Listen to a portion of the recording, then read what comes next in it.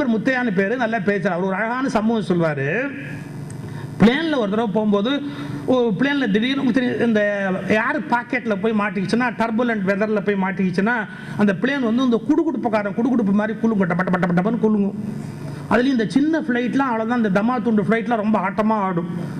அந்த மாதிரி ஃப்ளைட் அப்படியே குலுங்க ஆரம்பிச்சது பாருங்க. அந்த ஃப்ளைட்டில் இருந்த எல்லாரும் பயந்துட்டான். அவன் சாமி கும்பிடுறான், அவன் சாமியை கும்பிடுறான். ஆபத்து வந்தால் கூட எல்லாம் ஒன்றா கும்பிட மாட்டான். அவளை கூட அவன் சாமியை தான் கும்பிடுவான். அவன் சாமி வந்து அவனை தான் காப்பாற்றும் நம்புறான். அதோட பெரிய டாப்பு.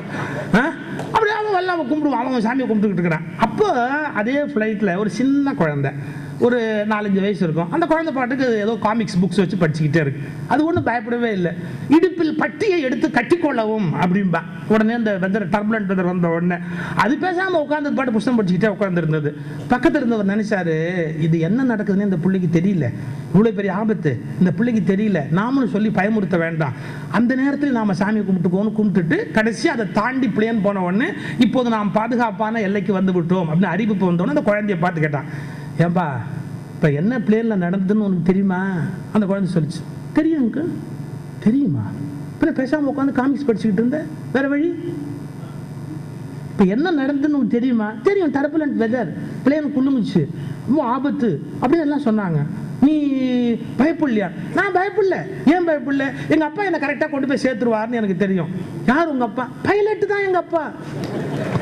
யார்? இந்த பிளேன் பைலட்டு தான் எங்கள் அப்பா. ஆனால் நான் பயப்பட வேண்டிய அவசியமே இல்லை. அந்த பிளேன் பைலட் அப்பாவுங்கிறது அந்த குழந்தை புரிஞ்சுக்கிட்டா தன்னை அவன் கண்டிப்பாக காப்பாற்றுவாங்கிறது புரிஞ்சுக்கலாம் இல்லையா? இந்த என்டையர் பிளானுக்கு பைலட் யாருன்னா இறைவன் தான். நான் அவன் பிள்ளைங்கிறத புரிஞ்சுக்கிட்டா, இறைவனுடைய பிள்ளை என்பதை புரிந்து கொண்டு விட்டா, அவன் யாருக்கு பயப்பட வேண்டியிருக்கு? அப்ப யாருக்குமே பயப்பட வேண்டியதில்லை அப்படிங்கிற மிக உயர்ந்த ஒரு கருத்தை அப்படி போற போக்கில் சொல்லிட்டு போகிற ஒரு பெரிய அழகு. அதை விட அவருடைய சாமர்த்தியம், அதாவது ரிட்டார்ட் அப்படிம்பாங்க. ஒரு இன்டெலிஜென்ஸ் எப்போ வெளிப்படும் கேட்டிங்கன்னா, ஸ்பார்க். யாராவது ஒரு கேள்வி கேட்கும்போது பதில் சொல்வது, பளிச்சுன்னு பதில் சொல்றது. அவர் ஒரு முறை கேட்குறாங்க, ஜனநாயகத்திலும் சர்வாதிகாரத்திலும் என்ன வித்தியாசம் அப்படின்னு. சர்வாதிகாரத்தில் கேள்வி கேட்பது கஷ்டம், ஜனநாயகத்தில் பதில் சொல்வது கஷ்டம். எவ்வளவு பெரிய பிலாசபி! ஜனநாயகத்தில் பதில் சொல்வது கஷ்டம், சர்வாதிகாரத்தில் கேள்வி கேட்பது கஷ்டம். ஒரு அவ்வளவு சிக்கலான விஷயத்தை அப்படி ஒரு போற போக்கில் அவருடைய ஞான மாளிகாவா புஷ்ப மாளிகாவான்னு தெரியல, ஒரு வார்த்தை எழுதியிருப்பாரு. அதாவது படைப்பு எவ்வளவு விசித்திரமானதுங்கிறதுக்கு, அந்த மீன் உப்பு தண்ணீரிலேயே இருந்தாலும், அவர் பேசுறதே அந்த நாசில் சவுண்ட்ல தான் வரும். நான் சின்ன பிள்ளைலாம் கேட்டிருக்கிறேன். அந்த மீன் தண்ணீரிலேயே மிதந்து கொண்டிருக்கிறது என்று சொன்னாலும் கூட, உப்பு தண்ணீரிலேயே மிதந்து கொண்டிருக்கிற மீன் சமைக்க வேண்டும் என்றால் அதற்கும் உப்பு போட வேண்டி இருக்கிறது என்பது எவ்வளவு ஆச்சரியமாக இருக்கிறது. அது உப்பு தண்ணீரிலேயே மிதந்து கொண்டிருந்தாலும் அதற்கு உப்பு போட வேண்டும் என்பது எவ்வளவு ஆச்சரியமாக இருக்கிறது. ஒரு போற போக்கில் சில விவரிக்க முடியாத விஷயங்களை சின்ன சின்ன கருத்துக்கள் மூலமா சொல்றது. ஒரு பாட்டுக்கு பல்லவி போட்டிருக்காரு, 16 வயசு பொண்ணுங்கிற மாதிரி, எண் 2 16 வயது, எண்ணுன்னா 8, எண்ஜான் உடம்புன்னு சொல்றோம் இல்லையா, எண் 2 16 வயது அப்படின்னு. அண்ணே கதாநாயகி யார் தெரியுமான்னு பேரை சொல்றாங்க. சொன்ன உடனே எண்ணி 2 16 வயது. கொஞ்சம் மாட்டிக்கிட்டே சரியா போச்சு, அதுக்காக பல்லவியெல்லாம் மாற்ற முடியுமா? அது அப்படியே இருக்கட்டும். எண்ணி 2 16 வயது, 32 ஆயிட்டு போகுது, இப்போ என்ன கெட்டு போச்சு? அந்த வார்த்தை. அவர் லேட்டா வர்றாருன்னு கேட்ட உடனே சொல்றாரு, எல்லோருக்கும் நான் தருவது சம்மதம், எப்போதும் நான் வருவது தாமதம். யார் கேட்டாலும் எஸ்ன்னு சொல்லிடுறாராம். எல்லோருக்கும் நான் தருவது சம்மதம், ஆனால் வருவது தாமதம். அவள் ஒரு தொடர்கதை, எங்கள் அண்ணனுடைய கதை.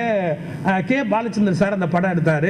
அப்போ ஒரு குறிப்பிட்ட சீனில் பாட்டை பற்றி சர்ச்சை வருது. அரங்கண்ணல் சார் கூட சொல்கிறாரு, இந்த இவர் பாட்டு பல்லவி ஒத்துழைக்க மாட்டேங்கிறாரு அப்படின்னு ரொம்ப கோபத்தில் இருக்கிறாங்க. அந்த மாதிரி சமயத்தில் அரங்கண்ணல் ரொம்ப கடைசியாக சொல்கிறாரு, இந்த மாதிரி இப்படியே இருந்தால் தூக்கி ரோட்டில் போட வேண்டியது தான், ஒன்றும் இல்லை, எல்லாம் ரோட்டில் போய் நிற்க வேண்டியது தான். என்ன ரோடுன்னு என்ன மட்டமா? ரோடு என்ன? தெய்வம் தந்த வீடு. அது ரோடு இல்லை, தெய்வம் தந்த வீடு. வீதி இருக்கு. ஒரு நேரத்தில் அதை சொன்ன உடனே சொன்னதுக்கு ஒரு இம்மீடியட்டா ஒரு பல்லவி, அதை எப்படி பல்லவியா மாத்தலாம் அப்படிங்கிற ஒரு அண்ணன் அவங்களுடைய எப்படி இந்த உருவாக்குனேங்கிறதெல்லாம் பல நிகழ்ச்சி பண்ணியிருக்காங்க. அவர் ஒலி சொல்வார், அந்த ஒலிக்கு அவர் மொழி சொல்வார். அவர் ஒலி சொல்வார், அந்த ஒலிக்கு அவர் மொழி சொல்வார்.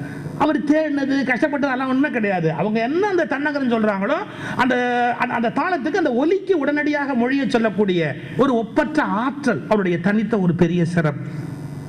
அவருடைய இன்னொன்று, நான் முதல்ல சொன்ன பாருங்க, தன்னுடைய தவறுகளை ஒப்புக்கொள்வதற்கு ஒரு கம்பீரம் தேவை. மனிதர்கள் பெருவாரியாக தன்னுடைய தவறுகளை ஒப்புக்கொள்ள மாட்டார்கள். கூடுமான வரைக்கும் தவறுகளை எப்படி சமாளிக்கலாம், எப்படி மாற்றி சொல்லலாம் அப்படிங்கிற எண்ணத்தோட தான் இருப்பாங்க. யாரோ ஒரு பையன் அவருடைய பாட்டுக்கு கட்டுரை எழுதியிருக்கிறான், அவருக்கு கடிதம் எழுதியிருக்கிறான். கட்டோடு குழலாட ஆட, கண்ணன்ற மீனாட ஆட, நல்லா தான் இருக்கு எல்லாம். ஆனா பச்சரிசி பல்லாடுன்னு எழுதியிருக்கிறீங்களே, கேள்விக்கு தானே சார் பல்லாடும், குமரிக்கு எப்படி பல்லாடும்? அவரு உண்மை, உங்கள் கருத்தில் நியாயம் இருக்கிறதுன்னு பதில் எழுதியிருக்கிறார். தன்னுடைய பாட்டை யாராவது விமர்சனம் பண்ணி சொன்னா கூட பிடிவாதமா அதை மறுத்துக்கிட்டு இருக்கணும் அப்படின்னு நினைக்கல. உண்மை, உங்களுடைய கருத்தில் நியாயம் இருக்கிறது, நான் அதற்கு வருத்தம் தெரிவித்துக் கொள்கிறேன். அப்படி தன்னுடைய தவறு என்று சொன்னால் அந்த தவறை ஒப்புக்கொள்வதற்கு உரிய ஒரு தைரியம் தேவை. அவர் சுயசரிதை எழுதின போது கேட்கிறாங்க, நீங்க என்ன பெரிய உலகத்துக்கு வழிகாட்டக்கூடிய பெரிய மனிதரா, மகாத்மா காந்தியா, சுயசரிதை எழுதுறீங்களே, இந்த சுயசரிதை எதுக்காக எழுதணும் அப்படின்னு. அதுக்கு ஒரு ரொம்ப சிம்பிள் பதில், அவர்களெல்லாம் எப்படி வாழ வேண்டும் என்பதை தங்கள் சுயசரிதையாக எழுதினார்கள், நான் எப்படி வாழக்கூடாது என்பதை எழுதி கொண்டிருக்கிறேன். கண்டிப்பாக என்னுடைய வாழ்க்கையை படிக்கிறவர்கள் எப்படி வாழக்கூடாது என்பதை தெரிந்து வைத்துக் கொள்வார்கள். பாருங்க, அவர் தன்னுடைய ஓப்பன் கன்ஃபெஷன் எப்படின்னா, தான் எப்படி தன்னுடைய வாழ்க்கையில தான் சில தவறுதலான முடிவை எடுத்து விட்டோன்னு ஒத்துக்கிறதுக்கே ஒரு தைரியம் வேணும். முதலில் நான் திமுகவில் சேர்ந்திருக்க கூடாது, சேர்ந்ததுதான் சேர்ந்தேன், அதை விட்டு தவறான காலத்தில் விலகி இருக்கக்கூடாது, விலகியதுதான் விலகினேன், என் கைப்பொருளை போட்டு தமிழ் தேசிய கட்சியை தொடங்கி இருக்கக்கூடாது, தொடங்கியதுதான் தொடங்கினேன், அதை காங்கிரஸில் இணைப்பதற்கு சம்மதித்திருக்க கூடாது, குறுக்கு வழி தெரியாத நான் என் காலத்தை வீணாக்கி இருக்கக்கூடாது, பொருளை வீணாக்கி நேரத்தை வீணாக்கி நிம்மதியை இழந்தேன், வீட்டில் குழந்தை குட்டிகளுக்கு ஒரு நல்ல ஆடை அணிகள் கூட நான் வாங்கியது இல்லை, தமிழ்நாட்டு அரசியலில் வாய்ப்புகளை தவறவிட்ட பைத்தியக்காரர்கள் என்று ஒரு கோஷ்டி உண்டு, நான் சம்பத், பழ நெடுமாறன், எம்பி சுப்பிரமணியம் எல்லோரும் அந்த கோஷ்டியை சேர்ந்தவர்கள். அடுத்த வார்த்தை தான் முக்கியம், அரசியல் அரசியல் என் உருவத்தை சிதைத்திருக்கிறது, ஆனால் என் சுயசரிதத்தில் பக்கங்களை அதிகரித்திருக்கிறது. அரசியல் என் உருவத்தை சிதைத்திருக்கிறது, என் சுயசரிதத்தின் பக்கங்களை அது அதிகரித்திருக்கிறது. தன்னை பற்றி எவ்வளவு தூரத்துக்கு தைரியமா தான் எத்தனை தவறு பண்ணிட்டோம் அப்படிங்கறத ஒத்துக்கிற ஓப்பன் கன்ஃபெஷன், ஒரு ஒளிவு மறைவற்ற ஒரு பெரிய தன்மை, அது அவருடைய தனித்த பண்பு, அவருடைய கம்பீரம். அப்புறம் அவருடைய சொல், அவர் பயன்படுத்துகிற சொல்லினுடைய அமைப்பு, சொல்லிலே இருக்கிற அந்த வைப்பு முறை. காரணம், போயட்ரியை பத்தி டெஃபினிஷன் சொல்லும் போதே சொல்லுவான், best words in the best order அப்படிங்கிறது தான் போயட்ரிக்கான டெஃபினிஷன். அதாவது சாய்ஸ் ஆஃப் வேர்ட்ஸ் நல்லா இருக்கிறது மட்டும் பெருசு இல்லைங்க, பெஸ்ட் வேர்ட்ஸ் எடுத்துக்கிறது மட்டும் பெருசு இல்லை, இன் தி பெஸ்ட் ஆர்டர். நீங்க அந்த வார்த்தையை முன்ன பின்ன மாற்றி வச்சீங்கன்னு சொன்னா அதுக்கு பொருள் மாறி போயிடும். எனக்கு கண்ணதாசனை பற்றி பேசுவதற்கு காலம் போதாது அப்படின்னா வேற விஷயம், எனக்கு போதாத காலம்னா ரெண்டு வார்த்தை தான். காலம் போதாதுங்கிறது எவ்வளவு பெரிய விஷயம், போதாத காலம்ங்கிறது எவ்வளவு அமங்கலமான விஷயம் இல்லைங்களா? வார்த்தையை முன்ன மாத்திட்டீங்கன்னா எத்தனை பெரிய வீழ்ச்சி வருவதற்கான வாய்ப்பு இருக்கிறது. ஆனா இத்தனையும் தாண்டி அவருடைய பாடல்ல அந்த ஒரு சொல்ல அந்த இடத்த இன்னொரு இடத்துல வச்சுட்டா அதுக்கு அர்த்தம் மாறி போயிடும். மன்னவன் வந்தானடி அப்படின்னு ஒரு பாட்டு. நான் கவிதையை பற்றி சொல்லும் போது இங்க தஞ்சைவாணன் வந்திருக்காரு, அவரை சொல்லாம என்னால் இருக்க முடியாது. ஏன்னா இலக்கியத்தில் கவிதை, தமிழ் இவற்றிலெல்லாம் உணர்ச்சியோடு ஈடுபட்டவர்கள்னு சில பேர் தான் நாம பட்டியலில் சொல்ல முடியும். அது மாதிரியான சிவாஜி கணேசன் அவர்களுடைய வசனங்களுக்கு உயிரூட்டிய பெருமை உடையவர் தஞ்சைவாணன். அவருடைய பெருமையை நம்ம இந்த சந்தர்ப்பத்தில் சொல்லி தான் தீரும். வார்த்தைகளுக்கு எவ்வளவு பெரிய வலு இருக்கிறது என்பதற்கு அதெல்லாம் ஒரு அடையாளம். ஒரு சின்ன உதாரணம் பாருங்க, மன்னவன் வந்தானடி பாட்டு. அதுல என்ன சொல்றாரு, மஞ்சத்திலே அமர்ந்து என் நெஞ்சத்திலே அமர்ந்த மன்னவன் வந்தானடி பாட்டு. சார் முறை என்ன சார்? நெஞ்சத்திலே அமர்ந்ததுக்கு அப்புறம் தானே மஞ்சத்தில் அமரணும். ஒருவருடைய நெஞ்சத்தில் இடம் பிடிச்சிட்டு அதுக்கப்புறம் தானே படுக்கையில போய் இடம் பிடிக்கணும், அதான சரியான வாழ்வியல் முறை. நெஞ்சத்திலே அமர்ந்து மஞ்சத்திலே அமர்ந்தன்னு தானே பாடணும். ஆனா மஞ்சத்திலே அமர்ந்து என் நெஞ்சத்திலே அமர்ந்தன்னா அந்த பாட்டை சரியா கவனிச்சா தெரியும் அந்த சூழல் என்னன்னு. அவள் போகத்துக்காக வந்தவள் தான், ஆனா வந்த இடத்துல இவன் மீது மனம் அவளுக்கு ஈடுபடுகிறது. அவள் மஞ்சத்தில் முதலில் அமர்ந்தாள், இவன் மேன்மை கண்டு நெஞ்சத்தில் அவனை ஏற்றுக்கொண்டாள். மஞ்சத்திலே அமர்ந்து என் நெஞ்சத்திலே அமர்ந்த மன்னவன் வந்தானடி. ஒரு சொல்ல அவசரத்தில் போட்டு இல்ல, அந்த சொல் அந்த இடத்துல வந்ததுக்கு அந்த கதையினுடைய போக்கின் வரலாற்று சம்பவங்கள் முழுமையாக சரியாக காப்பாற்றப்படுகின்றன. நான் சின்ன வயசுல ஒரு பாட்டு, அந்த பாட்டு கேட்கும் போது ரொம்ப யோசிச்சு கேட்பேன். கல்லெல்லாம் மாணிக்க கல்லாகுமா அப்படிங்கிற ஒரு பாட்டு. எனக்கு பாட தெரியலையேன்னு இப்போ ரொம்ப வருத்தமாக இருக்கு. ஆனால் நான் பாடிடுவேனேன்னு இவங்களுக்கெல்லாம் வருத்தமாக இருக்கு. அதனால நான் அந்த பாட்டை அப்படியே சொல்லத்தான் வேண்டியிருக்கு. கல்லெல்லாம் மாணிக்க கல்லாகுமா அப்படிங்கிற பாட்டு. அது 2 வார்த்தை வரும். உண்டு என்று சொல்வது உந்தன் கண் அல்லவா, இல்லை என்று சொல்வது உந்தன் எடை அல்லவா அப்படி. இந்த பாட்டெலாம் எனக்கு தெரியுங்கிறது என் மனைவிக்கு தெரியாது. உண்டு என்று சொல்வது உந்தன் கண் அல்லவா, இல்லை என்று சொல்வது உந்தன் எடை அல்லவா பாட்டில் வரும். உங்களுக்கு தெரியும், புலவர்கள்னா கொஞ்சம் புழுகுவார். கவிஞர்களுக்கு அந்த லைசன்ஸ் கொஞ்சம் உண்டு, கொஞ்சம் புழுகிறது இயல்பு. பெண்களுக்கு இடை இல்லைன்னு ரொம்ப வருஷமா சொல்லி ஏமாத்திக்கிட்டே இருக்கிறாங்க. அப்படி இல்லாமல் இருக்க முடியுமா? இப்போ தலையும் காலம் எதை வச்சு ஓட்டுறதான்? அதனால இருக்கணும், அது இருந்திருக்கணும். ஒரு காலத்தில் ஒரு வேளை இப்படி பாடின மாதிரி இல்லாதது போல் தோண்டி இருக்கலாம் இல்லையா? ஏன்னா கம்பன் கூட சீதைக்கு சொல்றான் என்னன்னா, அவருடைய எடையை பார்த்தவங்க அந்த எடையை கடவுள் உண்டா இல்லையா என்பது போல் சீதைக்கு எடை உண்டா இல்லையா என்ற சர்ச்சை நடந்தது. கடவுள் உண்டுன்னு ஒரு கோட்சி சொல்லுது, இல்லைன்னு ஒரு கோட்சி சொல்லுது. அது மாதிரி சீதைக்கு இடை உண்டுன்னு ஒரு கோட்சி சொல்லுது, இடை இல்லைன்னு ஒரு கோட்சி சொல்லுது. ஆனா கம்பன் கெட்டிக்கார ஒரு முடிவு சொல்றான். அதுல என்ன, எப்படி தலையும் காலம் ஒட்டணும்னா இடைன்னு ஒண்ணு இருக்கணுமோ, இல்லாதது போல் தெரிந்தாலும் அது இருக்குமோ, அப்படி கடவுள் என்பது இல்லாதது போல் தோன்றினாலும் அது இருக்கிறது.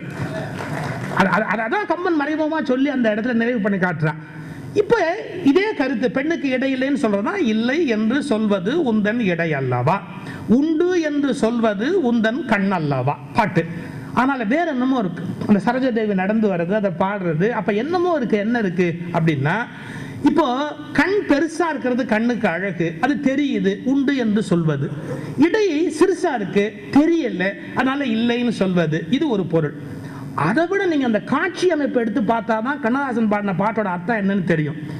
இந்த கண்ணை அப்படி மேலேந்து கீழே எமைக்கிற மாதிரி அந்த சீன் காட்டுவாங்க. அவ நடந்து போகும்போது அந்த அந்த இடை இப்படி அசைறத காட்டுவாங்க. உங்களுக்கு தெரியும், இன்னைக்கு பள்ளிக்கூடம் உண்டா? உண்டு. இன்னைக்கு பள்ளிக்கூடம் இல்லையா? இல்லை.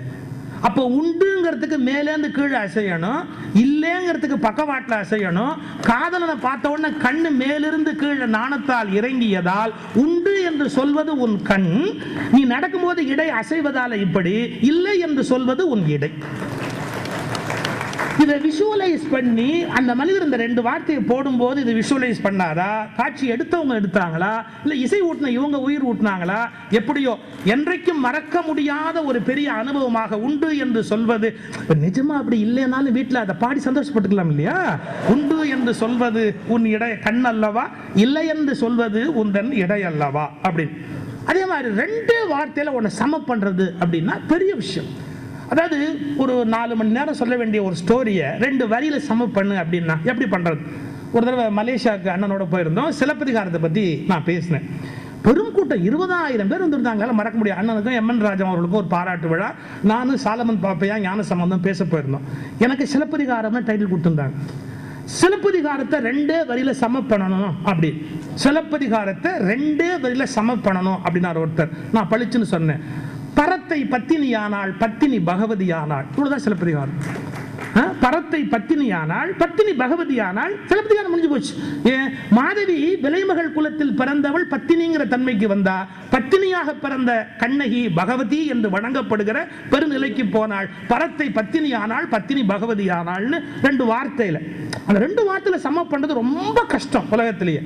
அது மாதிரி ஒரு என்டையர் அந்த ஆண் பெண் உறவை ஒரு 2 வார்த்தையில சொல்றார். மகாராஜன் உலகை ஆளுவான், மகாராணி அவனை ஆளுவாள்.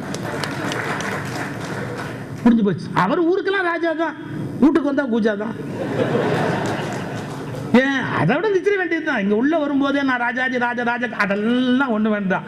Come here as an after all husband. எப்படி after all husband உள்ளவா. எலிசபெத் ராணி பற்றி சொல்லுவாங்க. எலிசபெத் ராணி ஒரு முறை தன்னுடைய பெட்ரூமுக்கு போகும்போது வெளிலேருந்து கதவை தட்டினாங்களாம். இந்த Edinburgh Komagan "Who is that?" யார் இதுன்னு கேட்டாராம். The Queen of England. Get out. நீ ஒன்றும் குயின் இங்கே வர வேண்டிய அவசியம் இல்லை, உங்க ஒய்ஃப் வந்திருக்கேன் உள்ளவா. அதே மாதிரி ரிவர்ஸ், மகாராஜன் உலகை ஆளுவான், மகாராணி அவனை ஆளுவாள். அதாவது பெண் இன்டைரக்டா தான் ஆண் மீது ஒரு ஆளுமையை செலுத்த முடியும். பெண் நேரடியாக ஆளுமையை செலுத்தினா அது விகாரமா வாழ்க்கையில முடிஞ்சிடும் அப்படிங்கிற கருத்தை 2 வரியில சமப்படுறது. கையளவு உள்ளம் வைத்தான், கடல் போல் ஆசை வைத்தான். ஒவ்வொருத்தருக்கும் இதயம்ங்கிறது அவன் கையளவு தானே. ஆனா இந்த இத்தோண்டு கையளவு உள்ளத்துல எவ்வளவு ஆசை இருக்குன்னா கடலளவு ஆசை. இந்த ரெண்டு எக்ஸ்ட்ரீமை சம பண்ணி ரெண்டே வார்த்தையில கையளவு உள்ளம் வைத்தான், கடல் போல் ஆசை வைத்தான். இன்னொரு பாட்டில் ஔவையார் பேசுவதா எழுதுகிற ஒரு பாட்டு. முருகனுக்கு அட்வைஸ் பண்ற அந்த நேரம், முருகன் கைலாசத்தில் இல்லை இல்லைன்னு சொல்லிட்டு எனக்கு பணம் இல்லை, அப்பா அன்பு இல்லை, அம்மாட்ட அன்பு இல்லைன்னு கோபமா வரதுக்கு பதிலாக நீர் உண்டு, பொழிகின்ற கார் உண்டு, உற்றார் உண்டு, உறவு உண்டு, உண்டு உண்டு உண்டுன்னு ஔவையார் பாடுறதா அந்த பாட்டு வரும். அது பெருசு இல்லை. அது அப்படியே போற போக்கில் ஒரு வார்த்தை என்னன்னு, ஆறுவது சினம், மாறுவது மனம், சேருவது இனம், அறியாத சிறுவனா நீ.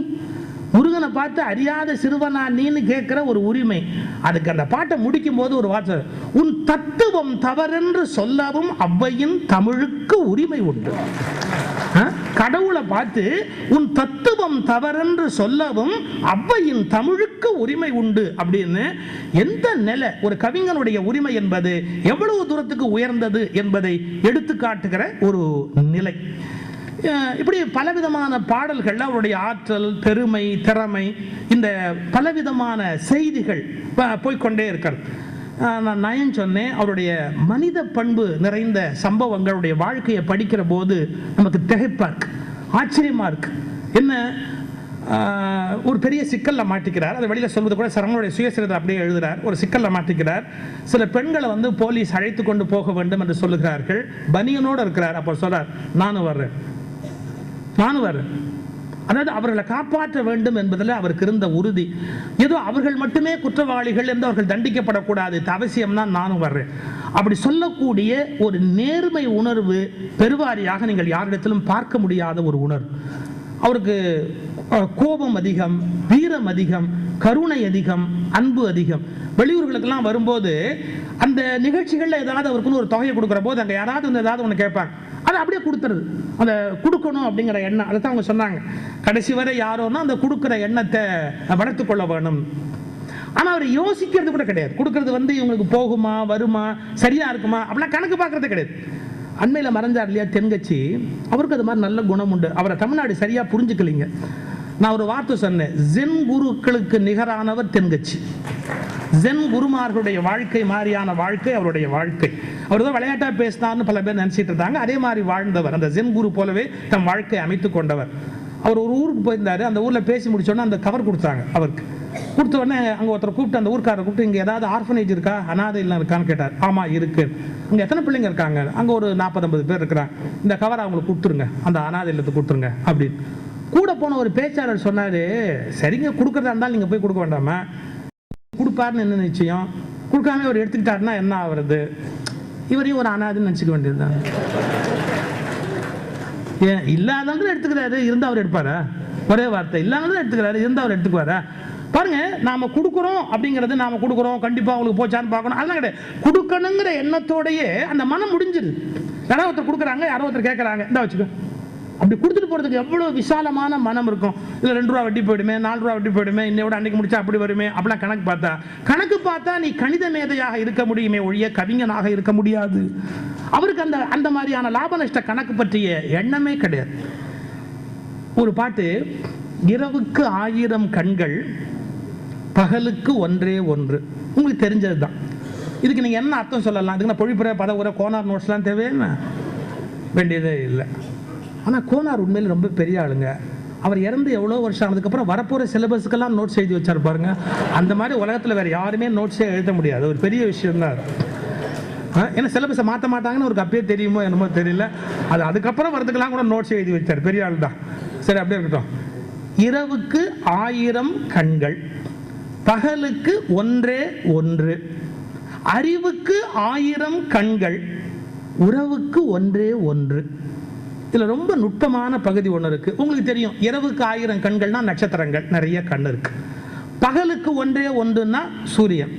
அந்த ஒரு சூரியன் வந்தோன்னா இந்த நட்சத்திரம்லாம் காணாம போயிடுது. பகலுக்கு ஒன்றே ஒன்று. இது வெளிப்படையா தெரிகிற பொருள், இல்லை எந்த ஒரு பெரிய சிக்கலுமே இல்லை. ஒரு நுட்பமான பொருள் இருக்கு. இரவுக்கு 1000 கண்கள்னா 1000 சந்தேக கண்கள். எப்பவுமே இரவு நம்பிக்கைக்குரியதல்ல. பகலில் இருக்கிற நம்பிக்கை இரவில் நமக்கு இருப்பதில்லை. பகலில் இருக்கிற தெளிவு இரவில் நமக்கு இருப்பதில்லை.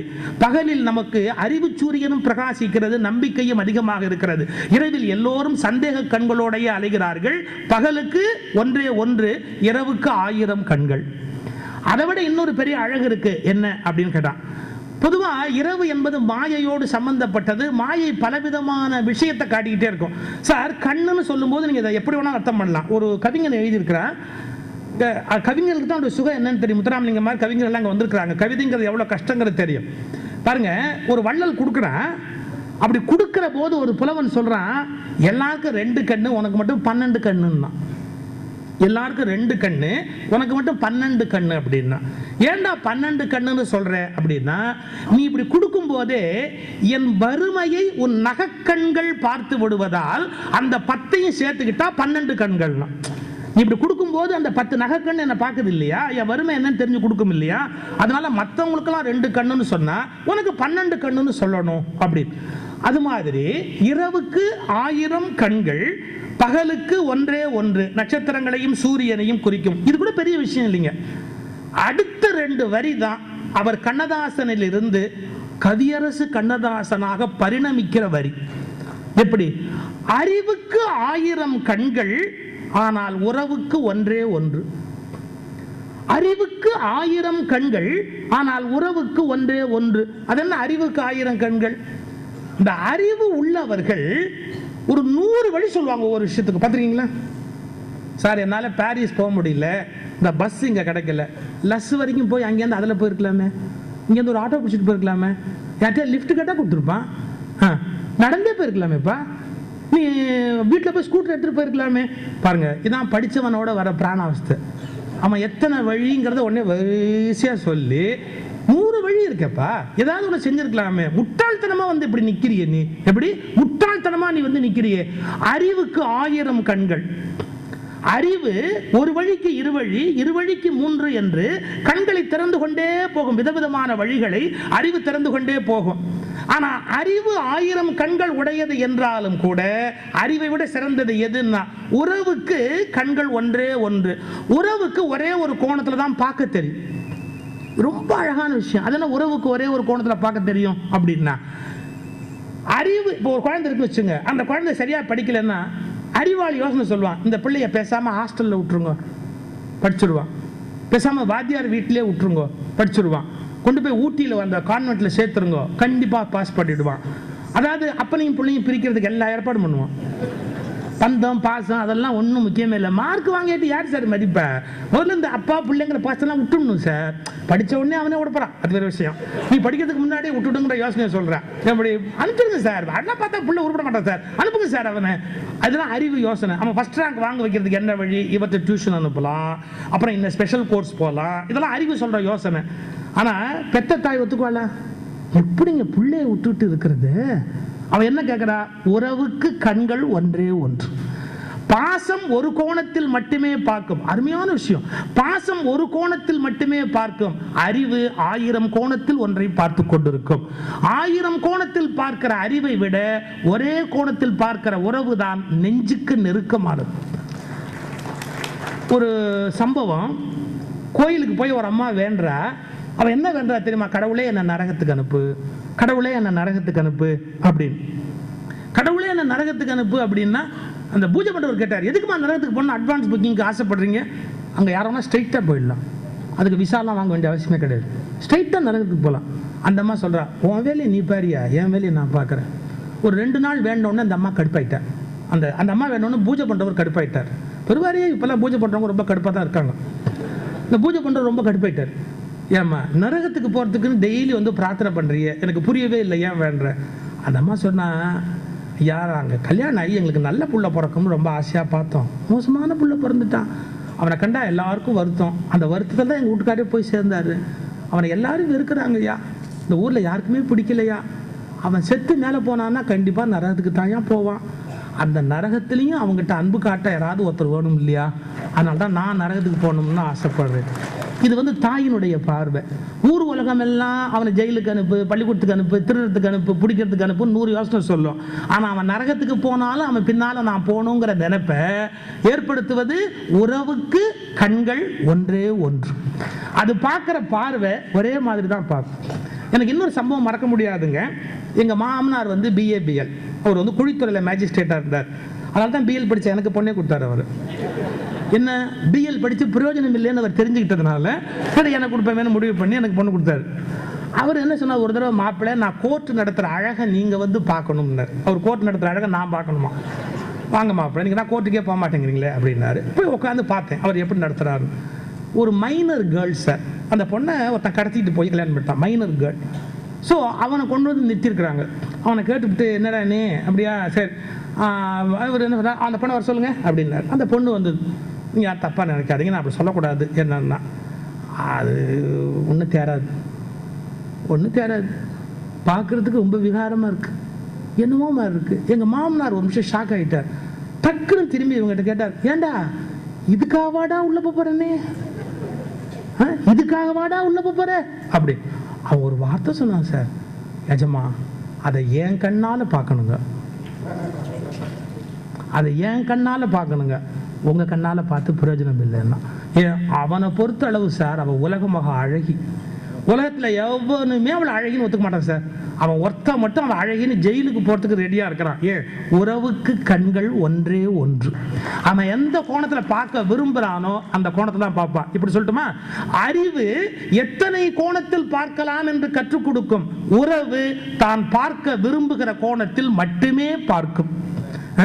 இது நான் எந்த மந்திரி வீட்டு வாசலும் போய் காத்திருந்தது இல்லை, சந்திரபாபு வீட்டு வாசலில் காத்துக்கிட்டு இருந்தேன், பின்பக்கமாக போயிட்டார் அவர் பாட்டுக்கு. நான் அப்படி ஒரு அவமானம் என் வாழ்க்கையில் பட்டதே இல்லை அப்படிங்கலாம் சேர்த்து அப்படியே பதிவு பண்ணுறேன். சரி, இதெல்லாம் அவருடைய சொந்த வாழ்க்கை பற்றிய சம்பவங்கள். நான் அப்படி எல்லாரையும் பகைச்சிருக்கிறேன். இல்லை, டாக்டர் கலைஞர் ஒரு முறை சொல்கிறாரு, கண்ணதாசனை மாதிரி தூக்குறவங்களும் கிடையாது, அவரை மாதிரி வீசுறவங்களும் கிடையாது. 2 அடி தூக்கி கீழே போட்டால் லேசாக வலிக்கும், 60 அடி தூக்கிட்டு கீழே போட்டால் ரொம்ப வலிக்கும் இல்லையா? அப்படி பல பேருக்கு வலிச்சிருக்கு அப்படின்னு. அப்படி தூக்குவார், அப்படியே தூக்கி போட்டு அப்படியே மிதிப்பார், ஒரு குழந்தைத்தனமா. அவரை பற்றி சரியா என் நண்பர் ஒருத்தருக்கு ஒரு கடிதம் எழுதியிருந்தார். நான் அவர்கிட்ட பேசினதுக்கு அப்புறம் 6 அடி வளர்ந்த அப்பாவித்தனம், 6 அடி வளர்ந்த அப்பாவித்தனம். ஒரு 50 வயசுல ஒரு எடுப்பார் கைப்பிள்ளையா இருக்க முடியுமா? ஒரு குழந்தையா இருக்க முடியுமா? ஆனா அப்படி இருந்தார். எந்த நேரத்திலையும் ஒரு குழந்தைத்தனமான அந்த உணர்வோடு அந்த மனத்தோடு தான் அவர் இருந்தார். இதெல்லாம் அவருடைய பெருமை. இப்போ நான் நிறைவா ஒன்று சொல்லி நான் முடிச்சிடுறேன். அண்ணன் MSV அவர்கள் இந்த அருமையான விழாவை பலருடைய உதவியோடு, AVM சரவணன் போன்ற பெரியவர்கள், கிருஷ்ணா ஸ்வீட்ஸ் முரளி போன்ற பெரியவர்கள், அவருடைய பாடலுக்கு உயிர் கொடுத்த PBS போன்ற பல பெரியோர்கள், இப்படி எல்லாரையும் வைத்து இங்கே அருமையாக நம்முடைய செட்டிநாட்டு குமாரராணியினுடைய ஒத்துழைப்பு, இப்படி பலருடைய ஒத்துழைப்போடு இந்த விழாவை மிக அருமையாக நடத்தி கொண்டிருக்கிறார்கள். நான் இவர்கள் 2 பேருக்கு இடையில இருந்த அந்த உறவை பற்றியும் ஒரு வார்த்தை சொல்லி முடிக்கணும். ரொம்ப அழகாக அவங்க ஐயா சொன்னாங்க, உடலும் உயிரும் போல அவர்கள் பிரிக்க முடியாதவர்கள். அது இயலுக்கும் இசைக்கும் இருக்கிற தொடர்பே அப்படித்தான். அது உடலும் உயிரும் போல ஒன்றை விட்டு ஒன்றை பிரிக்க முடியாது. இன்னொரு படி மேலே போனால், ஒரு மனிதனுடைய மூளையும் இதயமும் இணைந்தது தான் என்பது போலதான் கண்ணதாசனும் விஸ்வநாதனும் இணைந்தது தான் சரியான கவிதையாக வெளிப்பட்டது அந்த காலகட்டத்தில். ஏன்னா மூளையும் இதயமும் இணைந்தது போல அந்த 2 பேரும் இணைந்தது. இன்னும் கூட ஒரு வார்த்தை மேலே போய் சொல்லலாம். இவர்கள் காலத்தில் எப்படி தெரியுங்களா, இசை சிம்மாசனமாக இருந்தது, கவியரசர் கண்ணதாசன் கவிதை ராஜாவாக கோலோச்சியது. ஏன்னா ஒரு பல்லவி கேட்டவுடனே இது என்ன பல்லவின்னு தெரியும், இது என்ன பாட்டுன்னு தெரியும், இந்த பாட்டை பாடுறாங்க அப்படின்னு தெரியும். அது ஒரு பொற்காலம். இசை இருந்தது, ஆனா இசை பின்னால் நின்று கொண்டு கவிதையை முன்னால் நிறுத்திய பொற்காலம் அந்த காலம். கண்ணதாசன் அரசராக இருந்தார், இவர்கள் இசை சிம்மாசனமாக இருந்தது. அந்த கண்ணதாசனுக்கு உரிய இடத்தை கொடுத்து சிம்மாசனமாக தங்களை வைத்துக் கொள்கிற பெருந்தன்மை இவர்களுக்கு இருந்தது. கவிதை அரசராக இருக்கக்கூடிய வாய்ப்பு இருந்தது. அவர்களுக்கு இடையில இருக்கிற உறவை சொல்றதா இருந்தால் அவர் சொன்ன மாதிரி உடல் உயிர் சொல்லலாம். இன்னும் ஒருபடி மேலே போனால் மூளையும் இதயமும் எப்படி பிரிக்க முடியாததோ அது போலன்னு சொல்லலாம். ஓஷோ ராமகிருஷ்ணன் விவேகானந்தரையும் சொல்வார், மூளையும் இதயமும் போல அவர்கள் இருவரும் பிரிக்க முடியாதவர்கள். நீங்கள் தனித்து விவேகானந்தரை புரிந்து கொள்ள முடியாது, தனித்து ராமகிருஷ்ணரை புரிந்து கொள்ள முடியாது. இருவரும் மூளையும் இதயமும் போல ஒருவரை ஒருவர் பிரிக்க முடியாதவர்கள் அப்படின்னு சொல்வார். அப்படின்னு சொல்லலாம். இன்னும் ஒருபடி நெருக்கமாக சொன்னா, கணவன் மனைவியை போன்ற அந்யோன்யத்தோடு கூடிய இசையும் இயலும் இணைந்த உறவு அவர்களது அந்த உறவு. இப்போ கணவன் மனைவின்னு சொன்னோன்னா எல்லா டைப்பும் உண்டு உலகத்தில், அது வேற. நீங்கள் ஒன்று அதுக்கு பயந்துடக்கூடாது இல்லையா? ஒரு புருஷன் பொண்டாட்டி சாமி கும்பிட்டுட்டு இருந்தாங்க, தவம் பண்ணிக்கிட்டு. கடவுள் வந்து ஒரு சொன்னார், சொர்க்கத்துக்கு போகிற பஸ்ஸில் ஒரே ஒரு இடம் தான் இருக்குது, 2 பேரையும் கூப்பிட்டு போக முடியாது, யாரை கூப்பிட்டு போட்டோம் அப்படின்னு. இந்த ஹஸ்பண்டு சொன்னார், என் ஒய்ஃபை கூப்பிட்டு போங்க, அவள் தான் ரொம்ப கடுமையாக தவம் பண்ணிக்கிட்டு இருக்கா அப்படின்னு. ஒய்ஃபை கூப்பிட்டு பஸ்ஸில் ஏற்றிட்டு அப்புறமா கடவுள் திரும்பி சொன்னார், உனக்கு சொர்க்கம் போகணும்னு ஆசையா இல்லையா? அவசியமே இல்லைங்க, அவள் இல்லாத இடம் தான் எனக்கு சொர்க்கம். இதுக்கு தனியாக யாராவது சொர்க்கத்துக்குலாம் போகிறது கஷ்டப்படுறோமா? அவள் இருக்கிற இடத்தும் இல்லாத இடமே எனக்கு போதும், அது எனக்கு பெரிய சொர்க்கம்னு முடிச்சிட்டார். அந்த மாதிரி புருஷன் பொண்டாட்டி உலகத்தில் உண்டு. ஸோ நீங்கள் அந்த மாதிரி தம்பதிகளோட தயவுசெய்து நான் இப்போ சொல்கிற இந்த உறவை நினச்சிடாதீங்க. இப்போ நான் சொல்ல போகிறது கொஞ்சம் சிக்கலான ஒரு உறவு, ஒரு கணவன் மனைவி உறவில் கொஞ்சம் சிக்கலான ஒரு பகுதி. ஒரு பொதுவாக பெண்கள் எப்படி வேண்டுவாங்க கடவுள்கிட்ட வேண்டுறதா இருந்தால், என்னை வந்து பூவும் பொட்டுமா அனுப்பிச்சி வை, நான் சுமங்கலியாக போனோம் அப்படின்னு. ஒரு கணவனும் மனைவியும் அப்படி இருந்தபோது கடவுள் அங்கேருந்து வந்து கேட்டார், உங்களை யாராவது ஒருத்தர் நான் இப்போ கூட்டிகிட்டு போனோம், என்ன பண்ணலாம் அப்படின்னு. அந்த மனைவி தெளிவாக சொன்னான், என்ன, அவரை கூட்டிகிட்டு போங்க, அவரை கூட்டிகிட்டு போங்க அப்படின்னு. அவன் கடவுள் போன பக்கத்தில் இருந்த பார்வதி சிரிச்சா, என்ன இப்படி இந்த அம்மா அப்படி அனுப்புகிறாரு. அப்போ தான் சிவபெருமான், நீயே கேளு, காரணத்தை கேளு. அந்த அம்மா ஒரு வார்த்தை சொன்னான், என் ஹஸ்பண்டை பற்றி உங்களுக்கு தெரியாது, அவர் நான் போனதுக்கப்புறம் அவர் வாழ்கிறது ரொம்ப கஷ்டம், அவருக்கு என்ன வேணுங்கிறதெல்லாம் எனக்கு தான் தெரியும். ஒருவேளை நான் பூவும் பொட்டுமா போகணும், சுமங்கலியாக போகணும்னு என் ஆசைக்கு முதல்ல போயிட்டா மருமக கையாலெல்லாம் அவரால் சாப்பிட முடியாது. அவருக்கு என்ன வேணும்னு பார்த்து மருமகளுக்கெல்லாம் எடுத்து வைக்க தெரியாது. அப்புறம் அவருக்கு முணுக்குன்னா கோபம் வரும், அது பசங்களுக்கெல்லாம் பிடிக்காது. அவருக்கு அவரை பார்த்துக்க தெரியாது. அவர் எல்லார் வாயிலையும் விழுந்து பேரெல்லாம் கெடுத்துக்கிட்டு எல்லார்ட்டையும் வந்து கஷ்டப்படக்கூட சான்ஸ் இருக்குது. நான் இருக்கிற வரைக்கும் என்னால் தான் அவரை கொண்டு செலுத்த முடியும், என்னோட தான் அவர் கூட இருக்க முடியும். அது மட்டும் இல்லை, அவருக்கு ரொம்ப கடவுள் நம்பிக்கை ஜாஸ்தி. அவருக்கு இறந்த அவருக்கு வேண்டிய சிராதம் காரியம் கீரியம் எல்லாம் கரெக்டாக பண்ணால் என் பசங்கள்லாம் பண்ண மாட்டாங்க. அப்படியே பண்ணு அப்படின்னு சொன்னால் நடக்காது. நான் இருந்தால் தான் அதெல்லாம் பண்ண முடியும். அதனால் முதல்ல அவர் போயிட்டாருன்னு வச்சுங்க, அவர் யார்ட்டையும் கஷ்டப்பட மாட்டார். அவருக்கு வேண்டிய எல்லா காரியங்களையும் நான் இருந்து பண்ணிட்டு அப்புறமா போகிறது தான் அவருக்கு நான் செய்யக்கூடிய உதவி. கண்ணதாசனும் விஸ்வநாதனும் அப்படிப்பட்ட கணவன் மனைவி. கண்ணதாசனுக்கு செய்ய வேண்டியவற்றை இன்றளவும் செய்து கொண்டிருப்பதற்காகத்தான் கண்ணதாசன் முதலில் போனார். எங்கள் MSV ஐயா அவர்கள் இன்று இருந்து அவருடைய புகழை காப்பாற்றிக் கொண்டிருக்கிறார்கள்.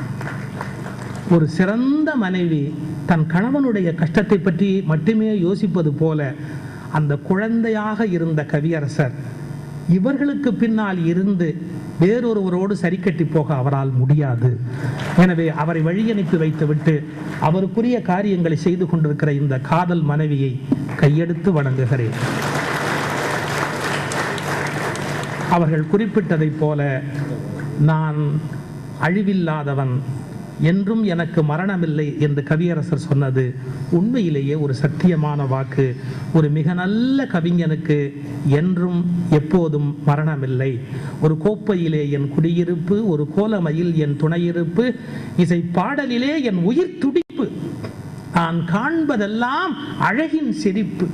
எப்பேற்பட்ட மகா ரசிக்க, நான் காண்பதெல்லாம் அழகின் சிரிப்பு என்று அந்த முகமே பாருங்க, அந்த சிரிச்ச முகம், ஒரு குங்குமம் போட்டு அந்த அழகின் ரசிகனாக வாழ்ந்த அந்த மகா கவி என்றைக்கும் பாரதியை போல், கம்பனை போல் என்றென்றும் கொண்டாடப்படுகிற மகாகவியாகவே இருக்கிறார். அவருக்கு நம்முடைய வாழ்த்தையும் நன்றியையும் வணக்கத்தையும் சமர்ப்பிப்போம். நன்றி.